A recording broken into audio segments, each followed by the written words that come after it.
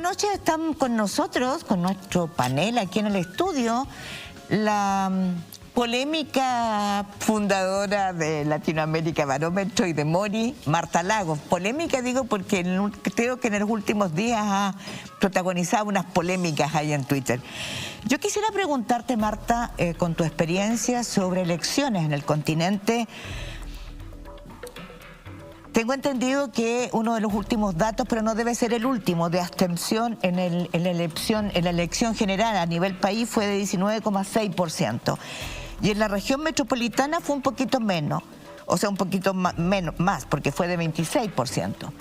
Es decir, aquí el que ganó fue la abstención. El verdadero triunfador de esta elección fue la abstención. Entonces, me gustaría que desmenuzáramos entre nosotras, para las personas que están en sus casas pensando en lo que viene, por qué tanta abstención después de lo que vivimos para el plebiscito, ¿no? Una jornada histórica. Mira, yo creo que ese es el punto central, porque, a ver, yo creo que los factores son múltiples. Un factor determinante que terminó de votar, o sea, ser caer la participación electoral, fue el anuncio el día jueves de que la región metropolitana entraba en cuarentena.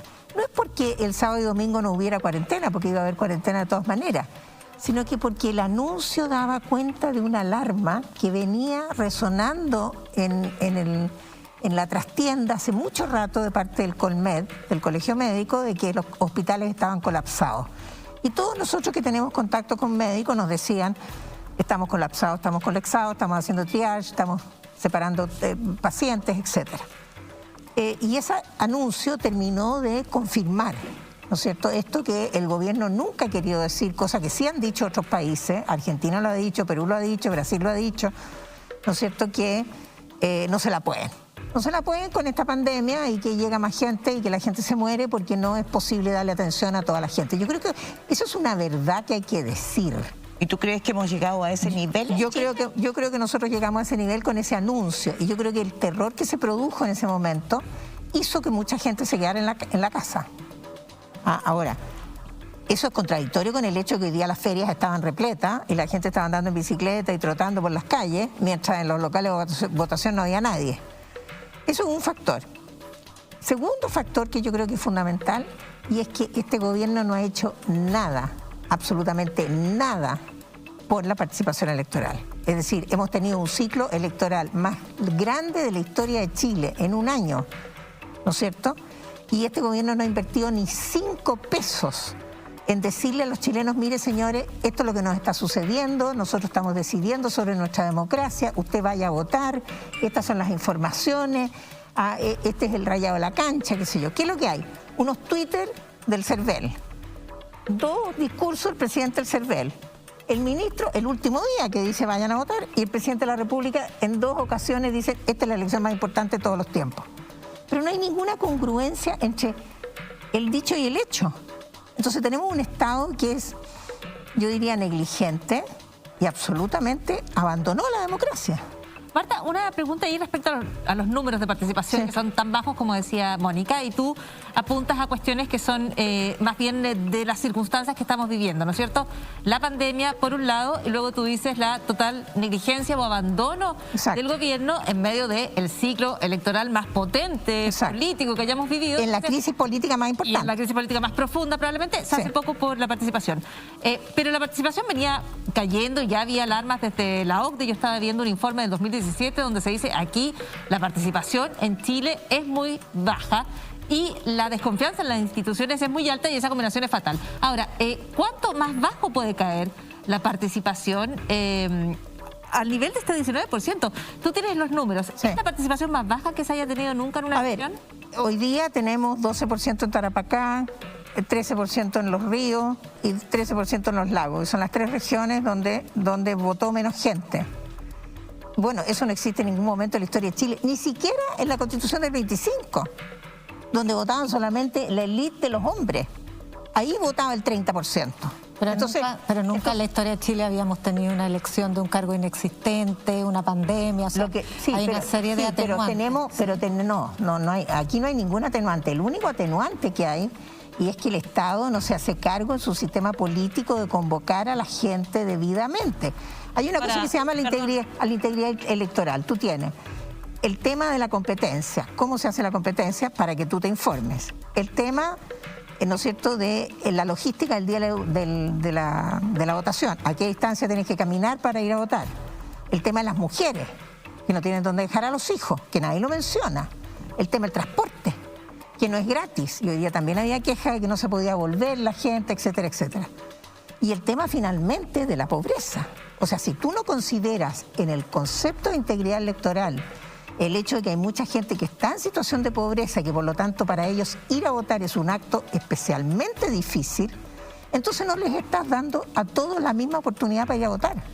Entonces yo creo que hay una negligencia del Estado, pero por otra parte está una parte muy importante que tiene que ver con, yo te diría, esta campaña en especial, que es un aspecto más político, una campaña súper elitista. Esta fue una campaña en que la Karina Oliva le dio una característica de lucha de élite, ¿no es cierto? Porque además de eso los conceptos, yo la vi aquí en el último debate que fue ayer, anteayer, el viernes. Me acordé de la campaña de Tomic, fíjate. Tomic tenía esa cosa, y por eso sacó tan pocos votos, porque los únicos que lo entendían era la gente que tenía educación universitaria.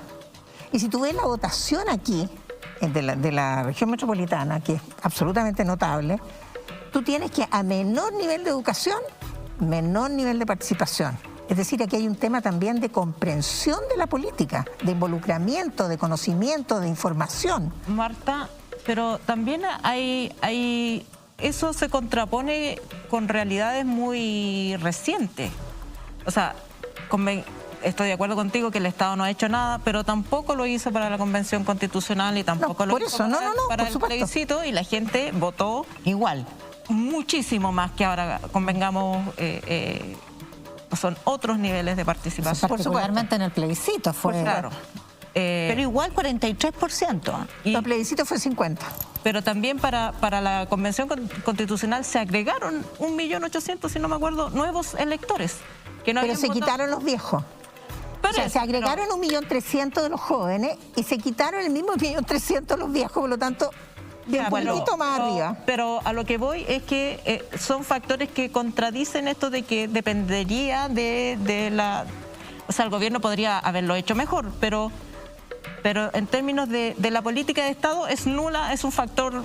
Constante. Estamos de acuerdo. Por lo tanto, por eso que la participación electoral baja de manera estrepitosa a partir del año 2012, cuando empieza el voto voluntario. Pero en este caso, en esta elección particular, a mí me parece que la gobernación, dentro de todas las elecciones que hay, es la menos atractiva de todas. Porque parece una institución que nadie sabe. Sí. O sea, en términos generales, la población no está informada de qué es o para qué sirve el gobernador. Además, es una institución que se acordó en los tiempos preconstituyentes y que aparentemente están más interesados los partidos y su orgánica con vista a la presidencial, que si esto va a favorecer a Diana Proboste, que fue una competencia de élite. Exacto. Entonces, también creo que sacar demasiadas conclusiones de una elección que no tenía mucho... Es que yo creo que los factores se van sumando, ¿te fijas? O sea, tú tienes, de la elección del año 2009 votó el 60% del padrón. En la elección del año 2012 vota el 42% del padrón. O sea, el legislativo hace una medida para aumentar la participación electoral y esta cae en 18 puntos. Y desde entonces no se recupera nunca más.